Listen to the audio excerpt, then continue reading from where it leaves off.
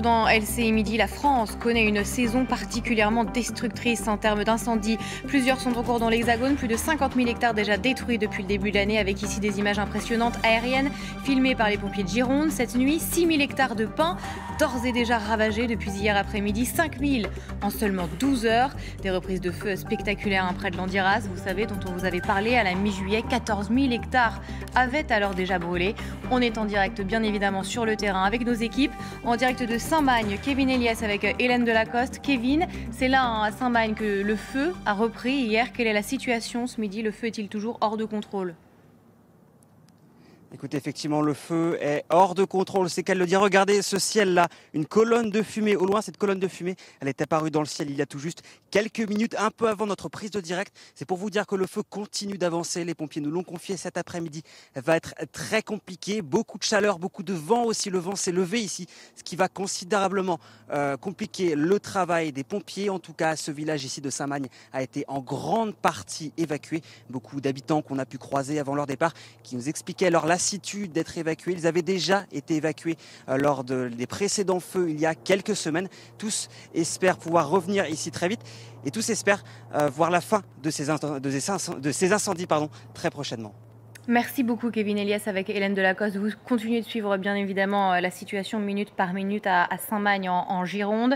Je vous présente mon plateau pour l'instant. Donc Ludovic Pingano, vous êtes déjà avec nous. Merci beaucoup, expert en gestion de crise du cabinet Asterisk, ancien colonel également de sapeurs-pompiers. Merci d'être avec nous pour parler de cette situation impressionnante. On l'a vu, ces images aériennes cette nuit, 5 000 hectares qui brûlent en 12 heures seulement. Le porte-parole de la sécurité civile qui parle de l'équivalent de 10 terrains de football qui brûlent chaque minute. Est-ce que la situation spectaculaire, les images le disent, mais est-ce qu'il faut s'inquiéter de ce qui se passe là actuellement en Gironde, notamment avec le temps? Bien sûr, parce que une vitesse de propagation aussi rapide la nuit, alors que le vent est censé baisser et que la température aussi est censée baisser. Je rappelle que le vent comme la température sont des facteurs importants de propagation de feu. On peut craindre le pire pour cet après-midi, là où justement le vent sera plus fort et là où les températures vont encore augmenter.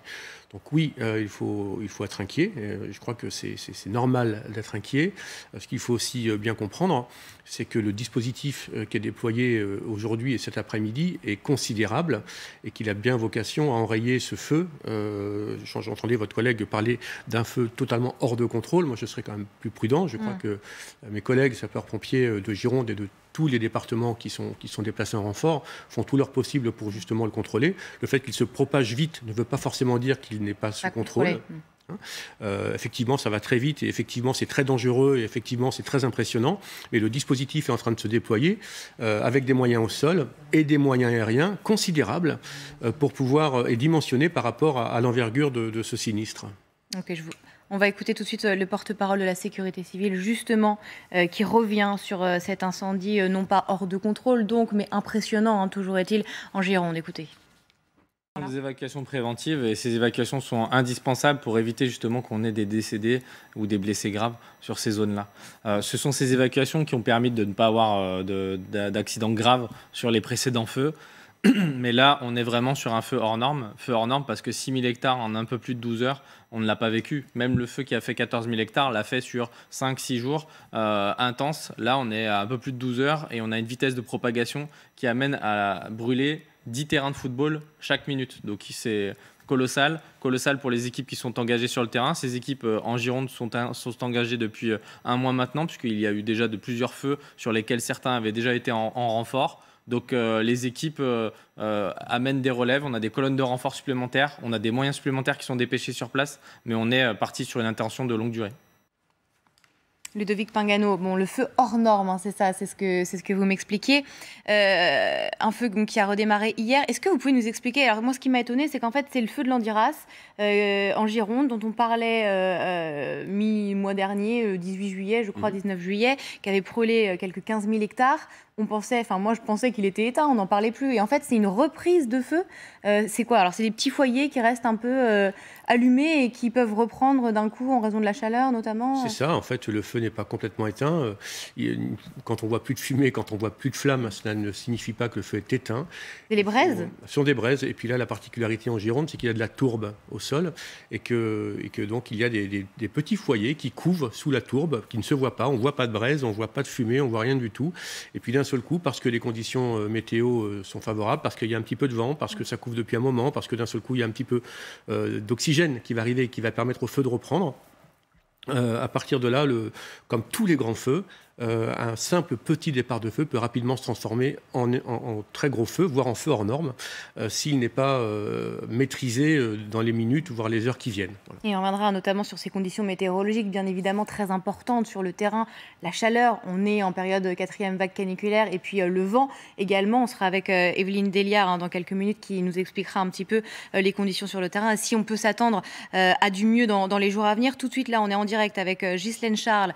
Bonjour, vous êtes la maire de Saint-Magne, en Gironde. Merci d'avoir accepté notre invitation dans LCI Midi.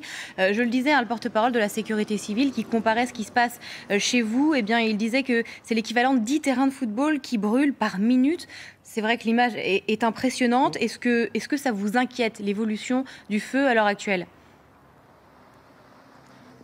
Oui, forcément, je pense que ça inquiète, j'ai envie de dire toute la France, parce que c'est quand même toute la forêt girondine qui est en train de brûler là, devant nos yeux. On se sent complètement impuissant. C'est dramatique, oui, ce qui se passe là. On voit ces images de Saint-Magne, justement, avec un ciel complètement rouge, embrasé, de la fumée. Est-ce que vous avez l'impression de vivre un été de tous les dangers en termes d'incendie? C'est ce qu'on disait tout à l'heure avec mon invité en plateau, Ludovic Pingano. Il y avait cet incendie déjà près de Landiras il y a un petit mois.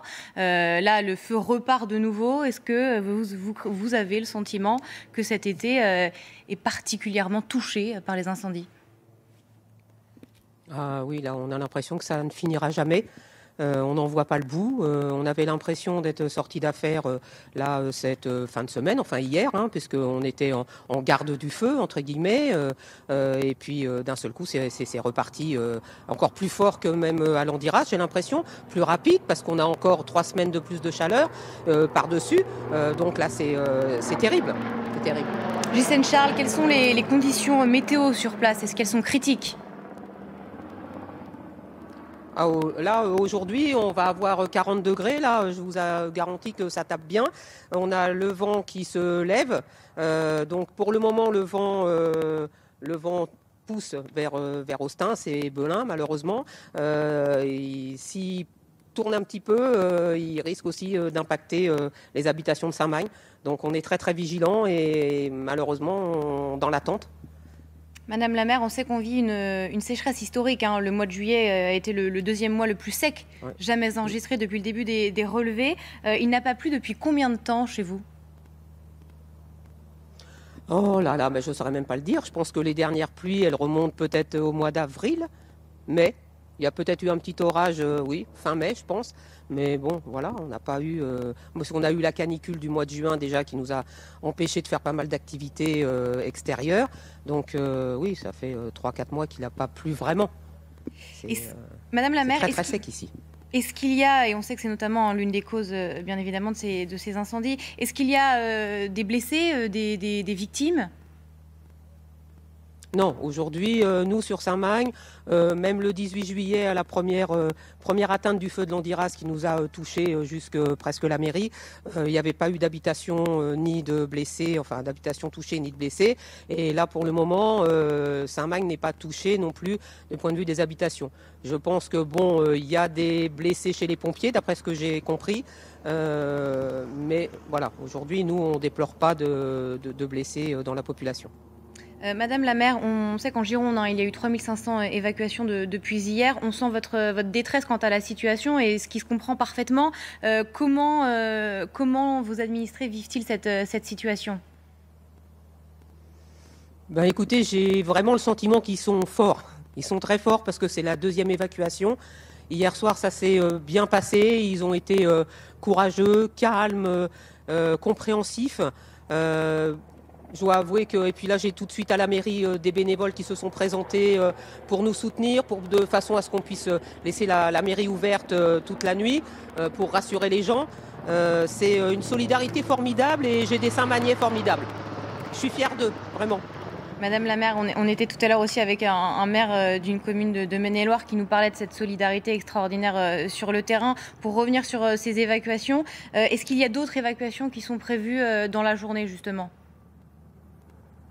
Alors chez nous non, mais je sais qu'à Belin, ils ont évacué ce matin des quartiers.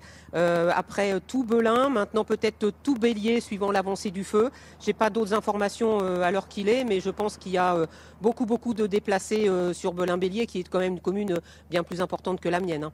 Concernant les moyens déployés sur place, on parlait de quelques 600 pompiers. Est-ce que c'est toujours le cas? Et en termes de moyens aériens? Oui. Ah, je pense qu'il y a beaucoup de pompiers là et beaucoup de colonnes qui sont arrivées dès ce matin. On a des moyens aériens, des Dash et les hélicoptères que vous entendez là qui font des rotations. Ils font un travail extraordinaire.